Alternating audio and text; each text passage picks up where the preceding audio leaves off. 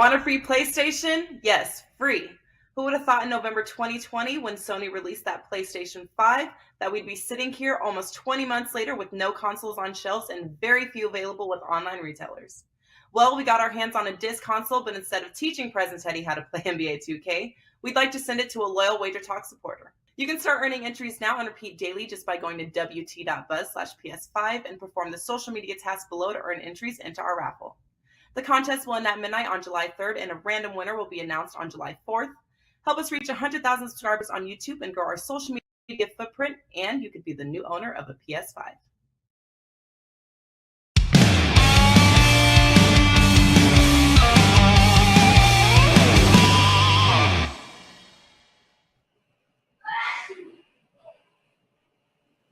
We are live, and it is Thursday, June 23rd. WagerTalk Today, WagerTalk TV, noon Eastern, 9 a.m. Pacific, every day, Monday through Friday, and archived 24/7, 365 for your viewing pleasure. And don't forget your listening pleasure on many major podcast apps as well.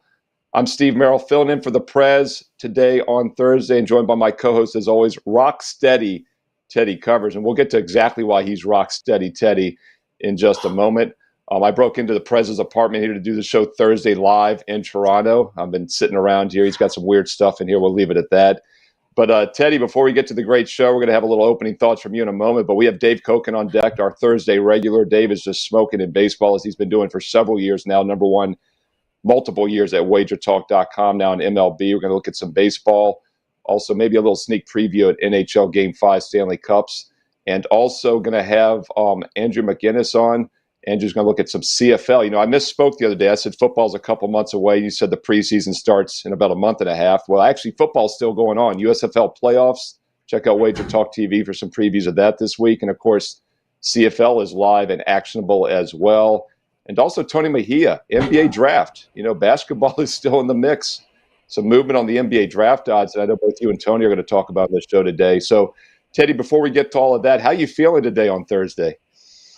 Yeah, I'm going to talk about the draft odds in just a minute. But first, I'm going to tell you a quick story. What did I learn last night? Nothing, because I got concussed pretty good.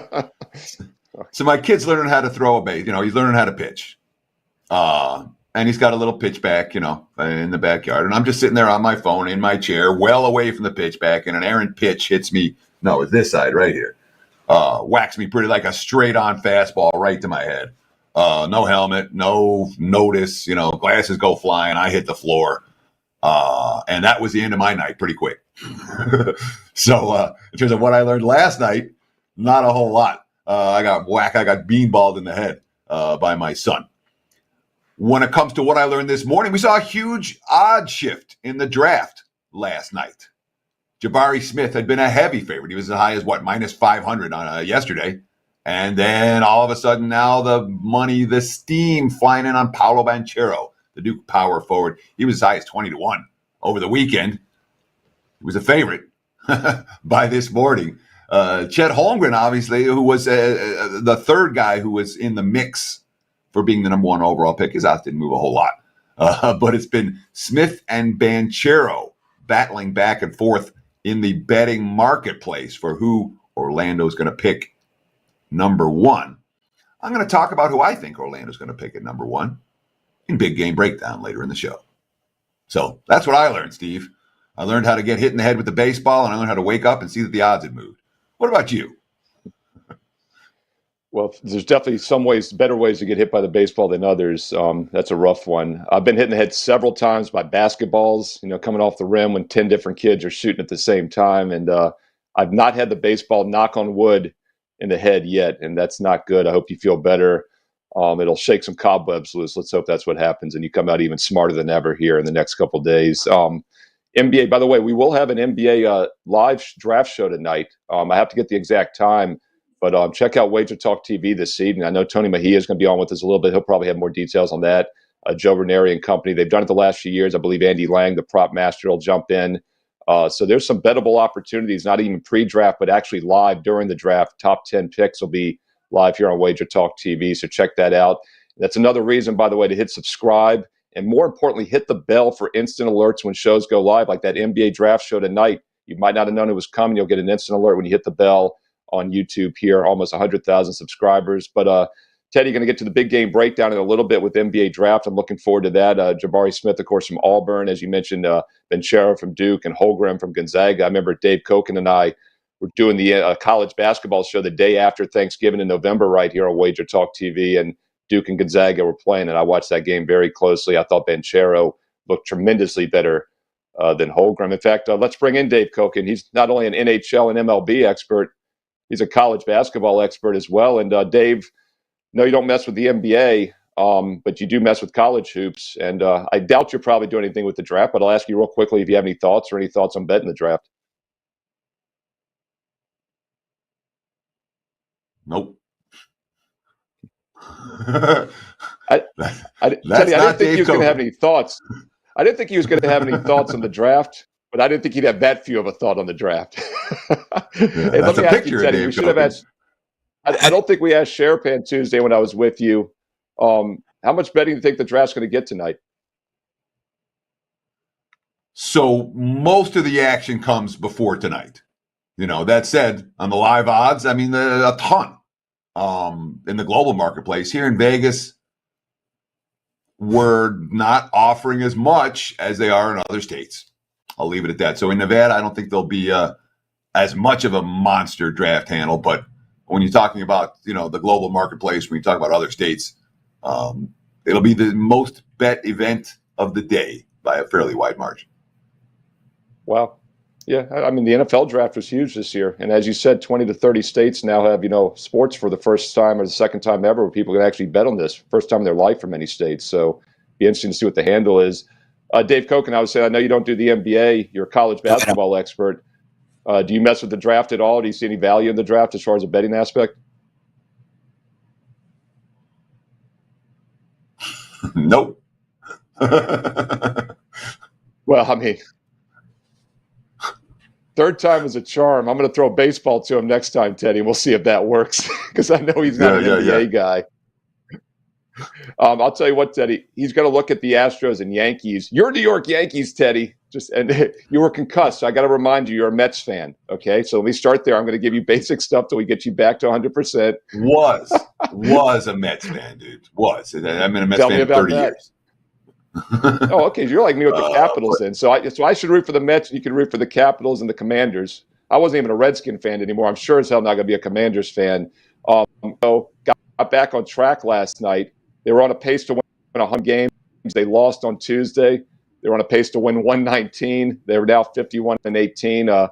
At what point do the Yanks cool off, Teddy? I mean, you're just waiting to see them maybe fail for 2 out of 3 or cool off offensively. Like, what are you looking for there? I'm not looking for anything. For me, the Yankees right now are basically an untouchable team. The price to lay with the Yankees every day is well above what I'm willing to lay on a daily basis.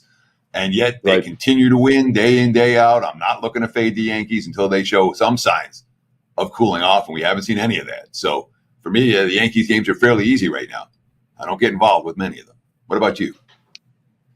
Yeah, well, I'm going to ask Dave Cokin because I know he wants to talk baseball. Right. He's not a basketball guy this time of year. Hey, stop talking, all right? Because I'll probably get cut off again with this crappy Cox business connection that I pay a fortune for. Jesus Christ. On the NBA draft, I don't know. I don't care. I'm not a basketball scout. I can't tell you anything about that. There's 2 sports I can look at guys as prospects and tell you something about: baseball and hockey. The other side, no.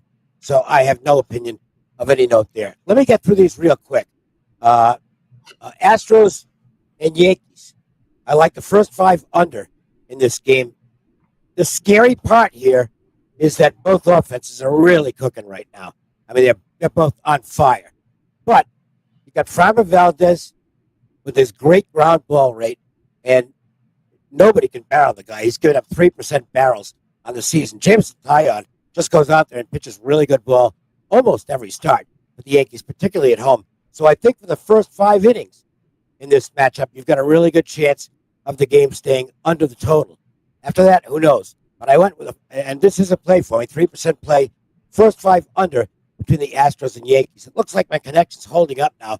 So if you want to jump in and ask questions, go ahead.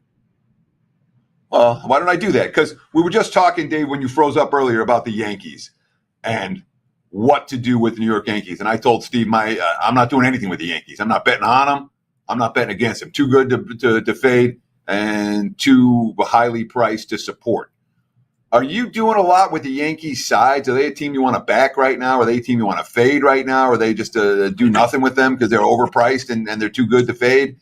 How are you approaching the Yankees in general? You ask me this all the time. My approach is one day at a time. I don't care about tomorrow, the next day, or next week. So I just look at it one day at a time and make the judgments based on that.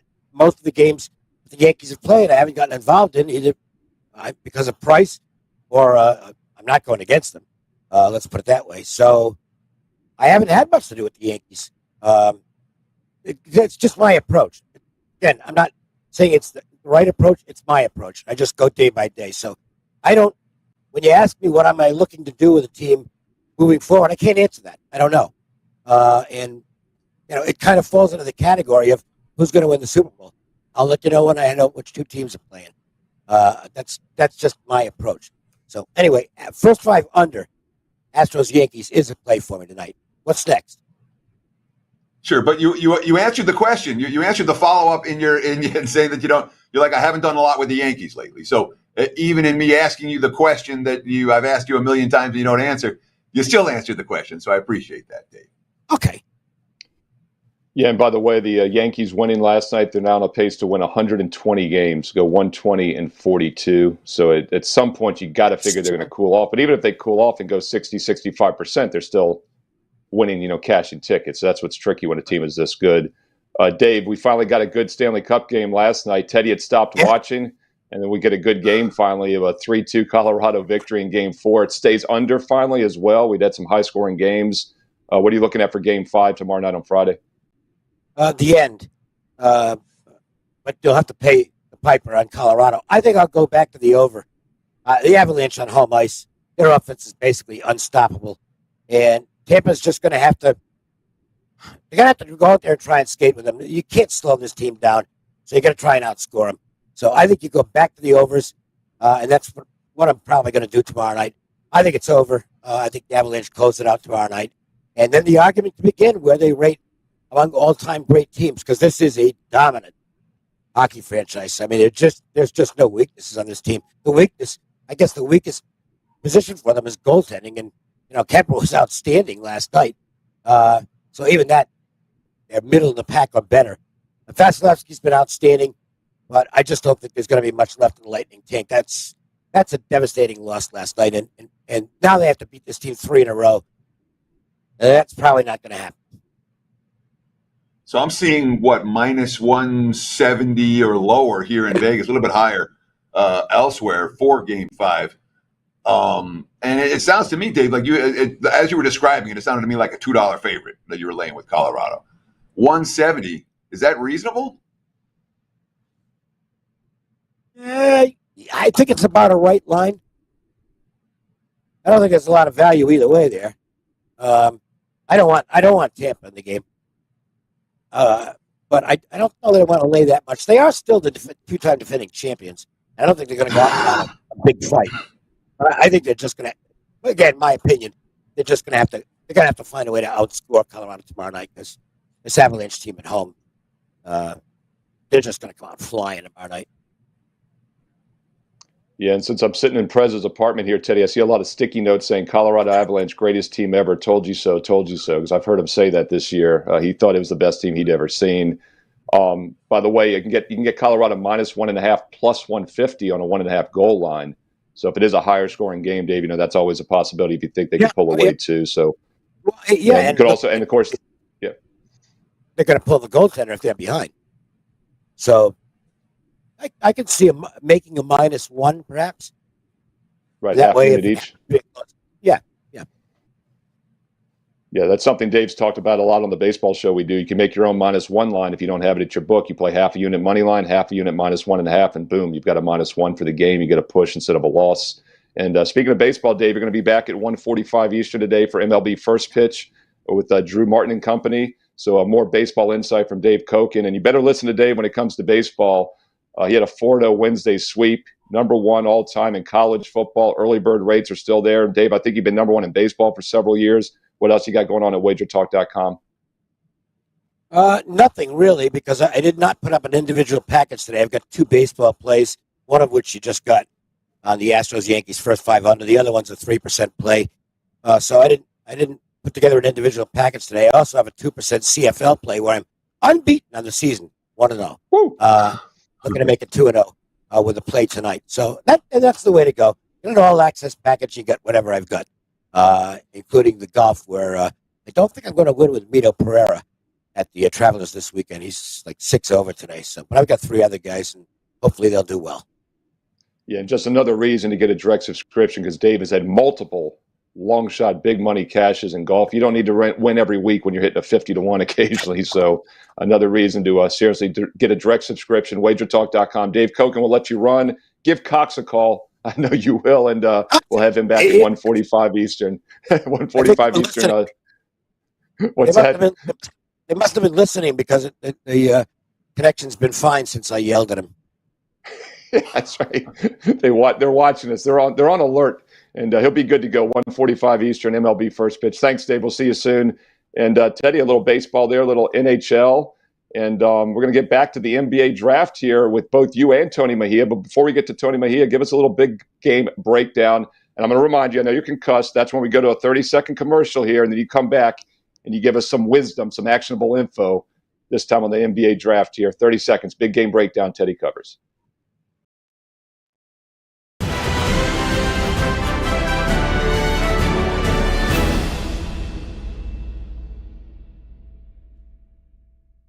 Last chance for football? Wait, what? Who's thinking about buying football in June to lock in their NFL and college football picks? Well, with the super early bird football promotion at WagerTalk and Sports Memo, we have a few reasons why. Early bird pricing for the NFL and college football combo is $8.99. Using coupon code football100, you can take $100 off, dropping the price to $7.99. If you purchase by June 30th and use coupon code football100 to get your $100 discount, we will also toss in an additional bonus. On July 4th, we'll take the highest scoring MLB game of the day and give you $10 for every run scored. Last year, 2 games put up 15 runs, so that would mean $150 in free wager books to use how you choose. This super early bird $100 discount using Football 100 and WagerBucks bonus expires on June 30th with no exceptions. So if you plan to bet football this year, this is the lowest price we will offer you, so act fast and lock in your favorite football handicappers in both NFL and college football through the National Championship and Super Bowl.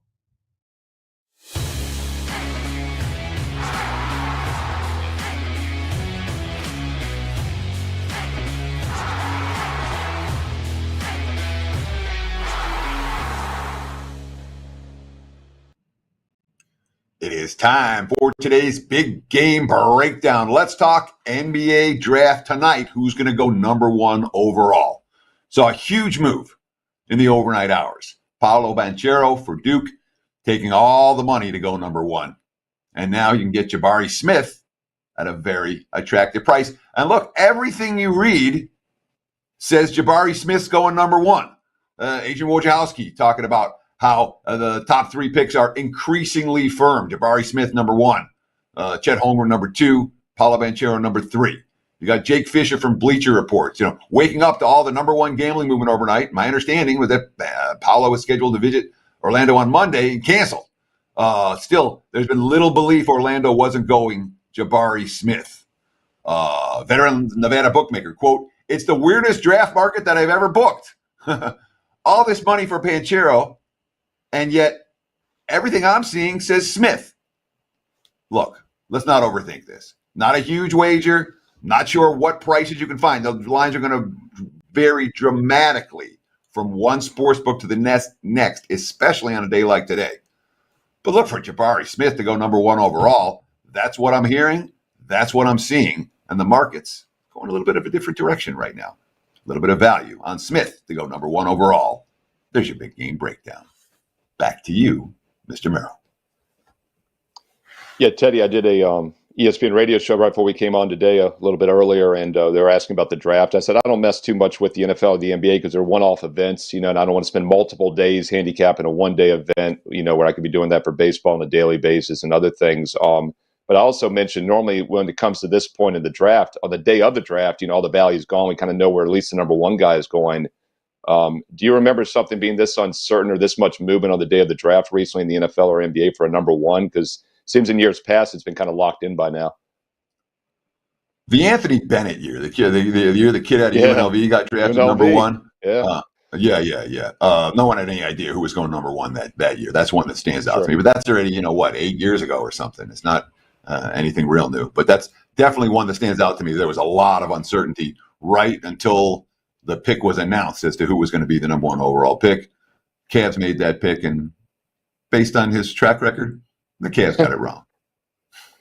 Yeah, there was some definite uncertainty. I was going to say based on his track records. I was trying to remember what he even did in the NBA. I couldn't even remember who took him, actually. Until I knew it was UNLV, but I couldn't remember the Cavs. So it's funny. Was it Minnesota? No, I'm spacing on it. Well, Tony Mejia, get in here, Tony. Tony's the guy. He's written for CBS Sportsline over the years. He's been in NBA Finals press conferences. He follows all that stuff. So, Tony, other than the prop master, Andy Lang, and Joe Ranieri, he loves all this stuff as well. And you guys will be on tonight, by the way, on the live WagerTalk TV show here on this channel. Tony, do you remember any drafts we've seen this kind of movement on the day of draft? I mean, draft day like this? Movement, yeah. I mean, I remember the Chris Webber, Anthony Hardaway moving Orlando, and Orlando now has the number one pick again. And look where I am in Orlando. And Anthony Bennett was taken by the Count, and Teddy's absolutely right. That draft was crazy. I remember covering that, and nobody knew what was happening. By the way, Teddy, bite your tongue, because Anthony Bennett is a EuroLeague champion, and he plays for the Kaohsiung Steelers in Taiwan right now. So he's excelling. But he was taken by the Cavaliers and ended up with Minnesota. But I mean, this is a wild draft, and I've actually watched the local news on this in terms of the way that it's being covered locally by the Sentinel and a bunch of the news stations. And the fact is that Jeff Weltman and John Hammond, the brain trust here in Orlando, have been really tight-lipped about who's been in. The only reason we know that both Jabari Smith and Chet Holmgren came in when they did is they did it pretty intricate Instagram stories about it and it being at Disney and all of that. But Banchero has been. And I was talking to this offline. I had a Gaming Today column on Tuesday where I said, well, now there's value on Jabari Smith because everybody thinks it's Banchero, and it came down to minus 135. And overnight, Banchero was the favorite until Woj spoiled that party. But basically, Banchero has been like the well, if it's not Smith, it's going to be Banchero. And I don't know if it's a betting syndicate that pushed that down from what it was at, Smith was minus 2,000 on Sunday, and all of a sudden he became the underdog to go number one overnight. Now he's at minus 6,000 because, again, Wojnarowski broke the news that 1, 2, 3 would be what we expected it would be. Holmgren pretty locked in to Oklahoma City, and once the Rockets saw Banchero in Memphis, where he was staging his workouts, they traded Christian Wood that night. So that's a pretty big tell there. So 1, 2, 3, looking like Jabari Smith 1, and then Holmgren 2, Banchero 3. We will find out for sure tonight, and you can join us on the live WagerTalk NBA Draft Show hosted by Joe Ranieri. I'll be on it, and so Rob Bino and a bunch of other WagerTalk cohorts, and we'll make an appointment viewing as we see whether our picks will click or Orlando goes the other direction and does make people happy that have Banchero money in. Yeah, once again, hit the bell, right? Hit the bell, guys, for an instant alert when the NBA show goes live. Teddy, any other thoughts you want to ask Tony? NBA draft stuff? Well, we got 1, 2, 3 that we're pretty confident who the top 3 guys are going to be. Tony, you've got some opinions about who's going to go 4 and 5. Maybe we can make some money with those opinions. Talk about that for just a minute. Yeah, I honestly think that Jaden Ivey is the best player in this draft. I like Banchero a lot. I think he's the most ready to play. I think Jabari Smith is going to be exceptional. I think Jaden Ivey's got a superstar quality written all over him. I mean, we've done college basketball shows, all of us, and I loved Ivy. I think Ivy's going to be a better pro than he was a college basketball player. He just has to straighten out that jump shot. And at number 4, you can get him right now. DraftKings took its top 3 picks off the board this morning. I saw FanDuel still had him. BetMGM did the same. But you can get Jaden Ivey to go number 4 at minus 200.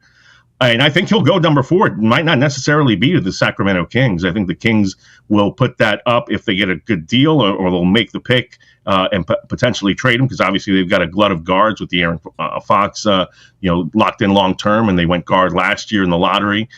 So from that standpoint, I think Ivy's safe to go number 1. There's value in minus 200, and the number 5 pick. There's intrigue because I thought, up until the Jeremy Grant trade, that Benedict Mathurin would sneak in there. But now there's a natural fit with Keegan Murray, who is still plus money at DraftKings, plus 130 as the favorite.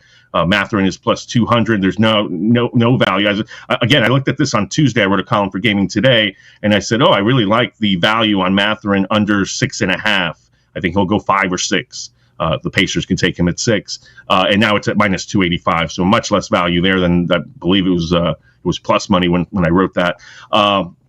So I think those are your top 6 picks, and I like the value on Murray going 5th now to the Detroit Pistons. Yeah, I think Ivy's a really interesting guy, because I think, Tony, I don't know what the odds were coming into the season, but I think Ivy was probably considered the most NBA-ready guy coming into the college basketball season in November, with all the uncertainty with the young guys. But for me, I think Banchero, I don't say it's a sure thing. I don't use that word, but I think, like you said, he's as ready as I've seen in the NBA. He looks like he could step right in. I think Holmgren is the guy that could end up being great, but he could also end up being a complete flop. And that's the real risk guy for number 1. I think the other guys are all going to be very good players. And I mean, you're looking at Jabari Smith, 6'10", shot 42% from 3 this year at Auburn. I mean, that's pretty damn impressive. Real quickly, yeah. I'm in the Prez's apartment today here up in Toronto, and he's got Anthony Bennett posters everywhere. And I just remembered he's Canadian, went number 1 in 2013. Sure.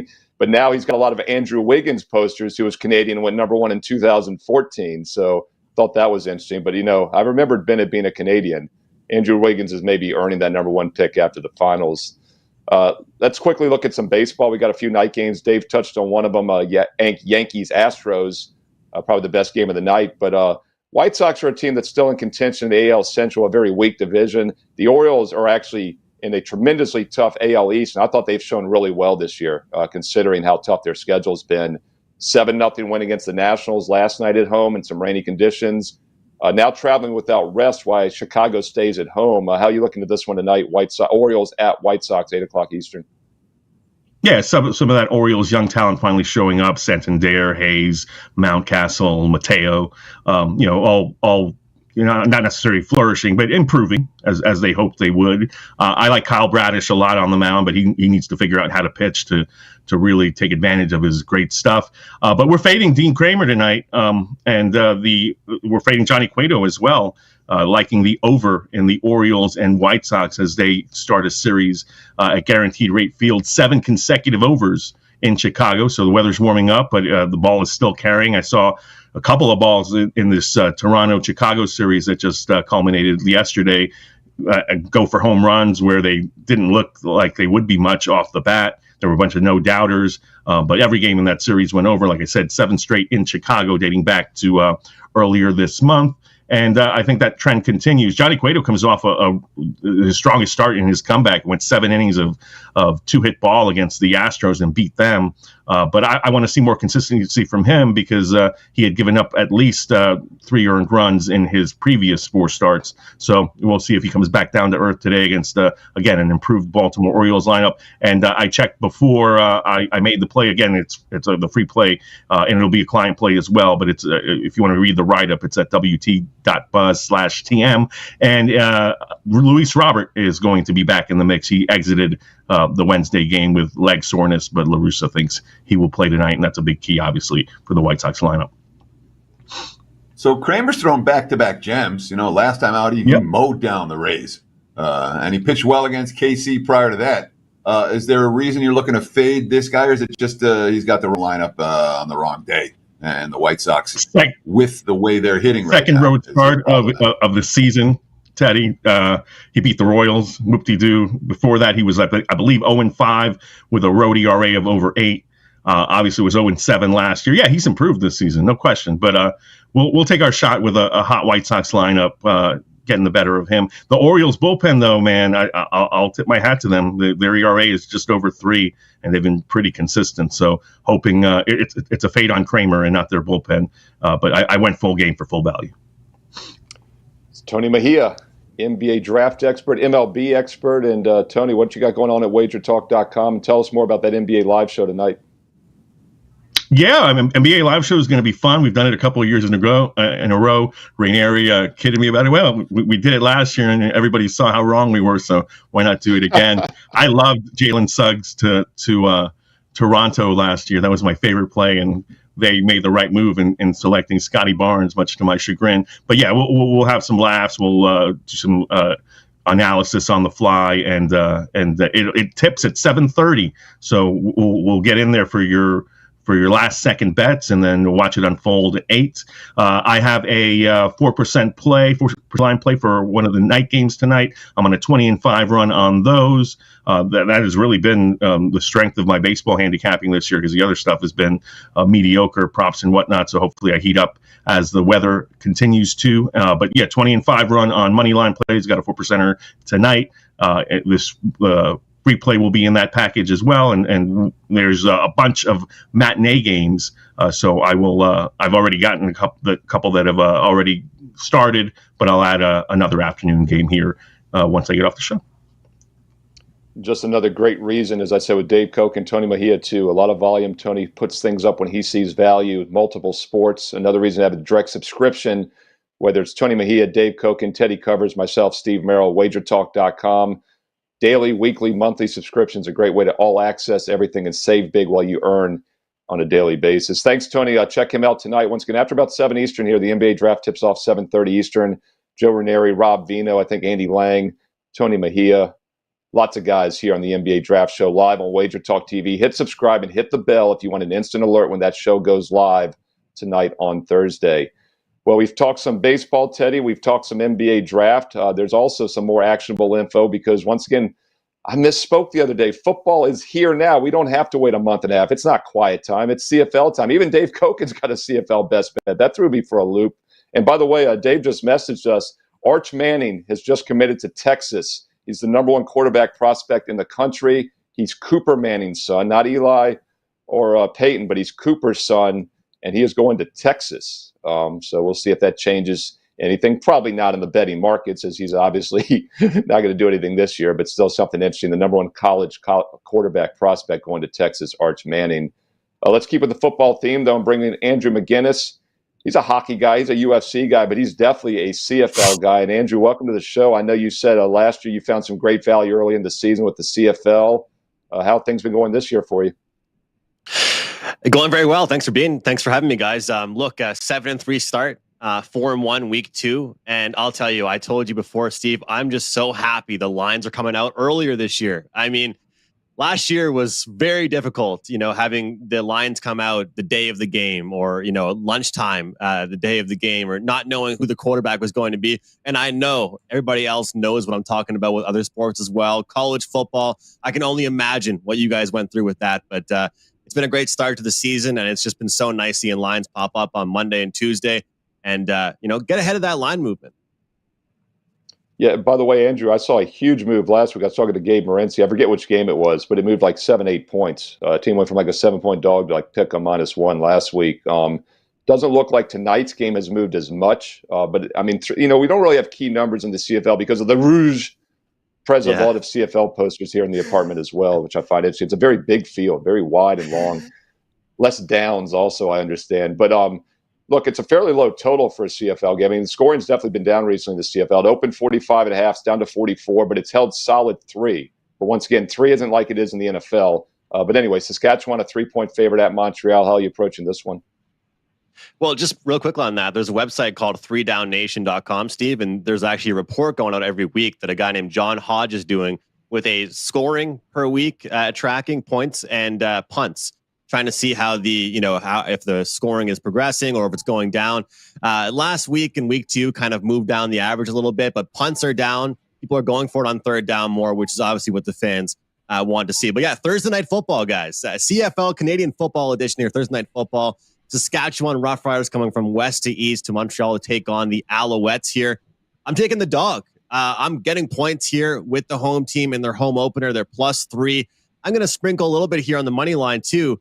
Lots of different reasons, but number one, I'll start with Saskatchewan. Their starting center injured and done for the year, broken fibula.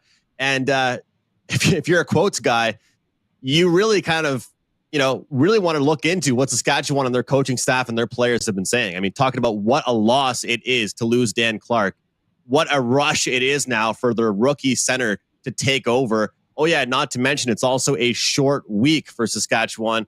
Montreal played last Thursday, so no short week for them. When I look at this Saskatchewan Roughriders team, they're coming off a game against the Edmonton Elks last week, which they were victorious. They looked okay, but it's really hard to tell how good a team is when they play a bottom feeder. I find that anyway. People are either giving them too much credit or not enough credit. But when I look at that game again for Saskatchewan, they're a team that takes a long time to drive the field. They have an outstanding field goal kicker, a relatively good defense, but they're not really a team that's going to wow you by putting up a lot of points. So put together the fact that it's early in the season, there's still not a bunch of weapons that have kind of found their groove for Saskatchewan yet. Some offensive line issues, protection issues for them. Montreal with their home opener, coming off a game last week, which they most certainly should have won. They missed an 18-yard chip shot field goal to win the game. The kicker's out there to try and win the game. The clock is, winding down, and his coach ices him. I got some flack from Morency actually for saying that because he was trying to kill the clock, so the other team didn't have time to march down the field. But to me, he still got iced by his own coach, but you got to hit an 18-yard chip shot. Nonetheless, I think Montreal has played better than what their record at 0-2 indicates here, guys. And getting points at +3 is great. And looking at Eugene Lewis and the depth at receiver, what we've seen from Montreal early in the season, despite how many points they've put up, I've still actually been relatively impressed with their offense. Now, one thing I think is you look at this matchup and you look at Montreal's QB situation, sometimes it's kind of a problem with a team when you start the year with 2 QB1s. That's kind of the problem Montreal had. You want to know who the backup is and who the starter is. And it's only taken now, we're heading into week 3 for us to have a full quarterback change. Vernon Adams Jr. threw 4 passes last week, guys, before he got yanked from the game. Trevor Harris comes in, throws 280 passing yards. So new quarterback, home opener, short week for Saskatchewan, injuries for them, getting points here with the home team. I'll take Montreal. So we've already seen a fair bit of money for the Alouettes this way. We're plus, at least in Vegas, they were +4.5, +4 at the open. Now the first 2.5s are starting to pop up. I'm assuming there's some urgency with here. And at 2.5, do you like the play or you got to find a 3 or better? I do like having the 3, but Teddy, I think they're going to win the game outright. I expect a strong performance out of them. And like I said, their record doesn't indicate how they've played football so far. And especially in a league like the CFL, you just see so much overreaction every week. And it's on me, like I was saying to you guys a few moments ago, early in the week before these numbers move, to try and catch these overreactions and try and find those right spots. So, I wish and I hope people can get the best number, but I actually think Montreal wins this game outright. If you're getting to that +2.5, though, Steve, you talked about those funky numbers. And I know that I've heard you guys and Ralph talk about in the NFL, short dogs in the NFL, the amount of times they win outright on the money line. In the CFL with these rouges and the 1-point singles, you're always better just taking the +2.5 or 1.5, just to be sure. Yeah, and by the way, Andrew, I was talking about that game last week when we had the massive line move. It was last Friday night, and it was Winnipeg at Ottawa. Winnipeg went from a 7-point road favorite to a 1-point favorite, and they won by exactly 7 still. So the money got crushed in that one, and it actually the total went up a couple points and stayed well under. So they sharp bettors, or whatever you want to call them, were dead wrong fading Winnipeg. Maybe it was more back in Ottawa last week, but I bring that up because there's a Friday game tomorrow in which Winnipeg is playing again. Now they're at home. They're a 4.5-point favorite against Hamilton. The line has not moved after the first day or so here. Total's around 43, hasn't moved either. What's your take on this game and maybe Winnipeg in particular? You guys know sometimes when a team just has another team's number. That's what we're looking at in this game in particular, in this situation. Winnipeg has the number of Hamilton. They've faced in the last 2 Grey Cups. Actually, Hamilton collapsed. They had the lead most of the game. Winnipeg came back and won the Grey Cup for the second straight time. Covering the spread, countless games in a row, Winnipeg has come out on top, ATS and straight up here against Winnipeg. And you take a look at the Tiger Cats and their offseason that they had, losing some skilled players at the receiving position, losing some offensive linemen. And then right now, their running back position is just absolutely horrible. Their offense is struggling big time. And not to mention, last week, they blew a 24-point lead to Calgary. They're just finding ways to lose. Meanwhile, Winnipeg is finding ways to win. Their first 2 games were against the same team, a home and home against Ottawa, like Steve just mentioned. Now, I'll tell you guys, those 2 wins that they had, they weren't the prettiest. They weren't the nicest. They weren't the flashiest of wins, but they got the job done. And a lot of that comes down to their great defense. They did let Andrew Harris walk in free agency. And now they have, the running backs that were the backups that looked great last year. Well, they're the guys now. They're the main guys, and they're still settling into those roles. But to me, this Winnipeg team just has it going on better. They're better coached. They're more well-rounded.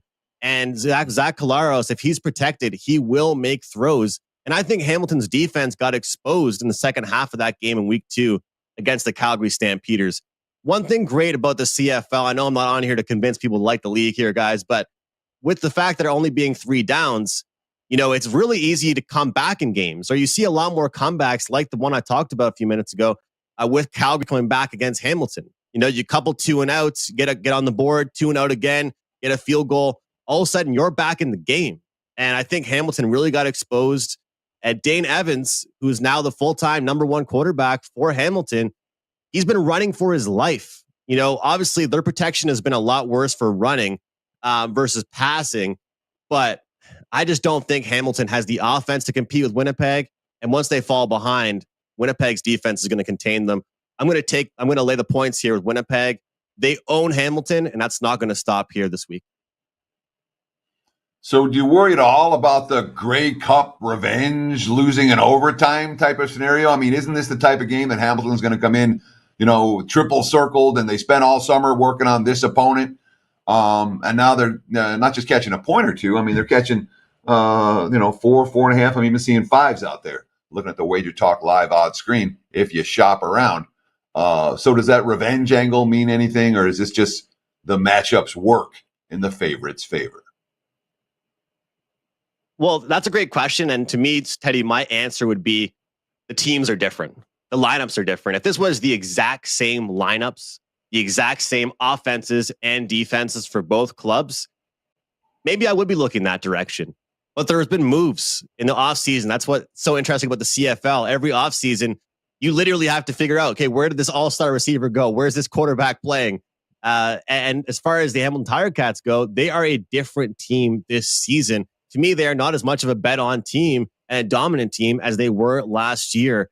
And I just worry about their defense, and I worry about their protection, especially with the new quarterback under center. It's just, to me, a little bit too difficult. Winnipeg, like I said, I think actually they're you hate to use this word, and I'm actually mad at myself about to use this here, guys, but they've won 2 kind of bad games, 2 gross games, but that's what good teams do. And with a great defense like that going back at home, I think they're due for more of an offensive explosion. I know I said it, the do word, but Zach Collaros at quarterback for them, he'll throw the ball downfield and get the job done. So I get that completely, Teddy. Grey Cup revenge, but hey, it was also Grey Cup revenge last year in the Grey Cup, and they blew it again. Steve? Andrew McInnis. Hey guys, real quick, I just want to say I talked about the fact that the lines come out earlier and stuff like that. I'm trying to let people know we always talk about 7-day, 30 days, the 90-day passes and that kind of stuff. Right now, no coupon code necessary. You can get 30 days of my CFL for $99. Don't bother buying my Thursday night football pick tonight. I already gave it to you. Tomorrow night, Saturday. Just join me for 30 days. We're 7-3 to start the season off a 4-1 week. And you're going to get these plays on sometimes Tuesday mornings, Tuesday afternoons, Wednesday mornings. We'll try and get you these plays at the best time possible, get you the best number. And if you aren't a CFL fan, if you hate the league, I hope you like money, because that's all that really matters. If you don't like Formula One, that's too bad, because Steve and Andy do a great job of that. So it's not about the sport. Hey, you don't like CFL? Fine by me. I'll make you like it. We'll make some money. I've been joking that it's quiet time this time of year, so obviously you don't have to like these sports for them to cash. I don't think a lot of people like watching baseball either, and I've gone 15-4 the last 2 weeks in baseball, so just set it and forget it, right? And that's why the direct subscriptions are so powerful. You log in for 5 minutes a day, you get the pick, you make the pick. You don't even have to watch the games. In fact, the games don't care if you watch them or not. Teddy and I both know that. Andrew, great. Keep it up in the CFL. Great run there. 7-3 start. $99 CFL 30-day package. No promo code needed. Go to his page right now, WagerTalk.com for Andrew McInnis. He also does UFC. He also does hockey as well. We got a little bit of that left. Teddy, we're going to do this again tomorrow on Friday. It was a great show today. A lot of stuff covered. Baseball, CFL, NBA draft. Once again, people can check this out on archived 24/7 on WagerTalk.com, WagerTalk TV on YouTube. Podcast versions are archived 24/7 as well. MLB First Pitch will be back in 1 hour today at 1:45 Eastern with Drew Martin hosting, and we'll have, of course, Dave Cokin and Jimmy Adams on that. And then the NBA Tip-Off Show live NBA Draft Preview at 7:30 Eastern tonight on Thursday. Tony Mejia, Rob Vino, Joe Ranieri, a Tony Finn sighting perhaps, and some others maybe in the wing. You'll have to tune in to find out. Once again, NBA Draft Show live at 7:30 Eastern tonight on Thursday here on Wager Talk TV. Thanks to Dave Cokin, Tony Mejia, and Andrew McInnis. And Teddy, get some rest, avoid some baseballs, and take us home, my man. Sure, that's going to wrap it for the Thursday edition. We'll do it again tomorrow. Same time, same channel. Right here on Wager Talk TV. Between now and then, enjoy the games. And good luck with your betting.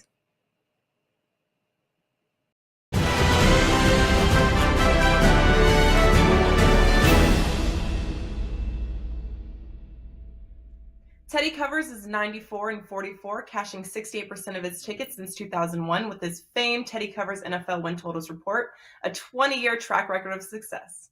In addition, Teddy is 15-3, 83% winners with his 5% big ticket plays, cashing with the Chicago Bears under last season as his 5% big ticket best bet.